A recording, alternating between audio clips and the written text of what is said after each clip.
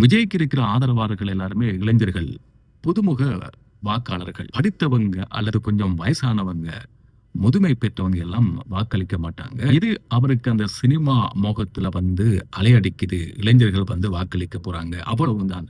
மற்ற வாக்கு எல்லாமே இவருக்கு கிடைக்க போறதில்ல. படு தோல்வி அடைவார் அப்படின்னு எல்லாம் நிறைய பேர் கடந்த காலங்கள்ல தமிழகத்துல விமர்சிச்சுட்டு இருந்தாங்க. ஆனா அந்த விமர்சனம், அந்த கணிப்பீடெல்லாம் தாண்டி இப்ப அவர் மிகப்பெரிய பலத்தோட ஜெயிச்சிருக்கிறார்.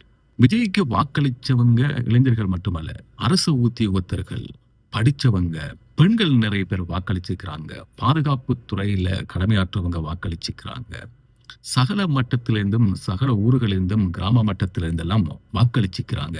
தமிழகத்தை ஆண்டாண்டாக ஆட்சி செய்து வந்த திமுக, அதிமுக இந்த 2 கட்சிக்கும் மக்கள் செக் கொண்டு வச்சிருக்கிறாங்க. அவங்களுக்கு பாடம் ஒன்றை புகட்டியிருக்கிறாங்க.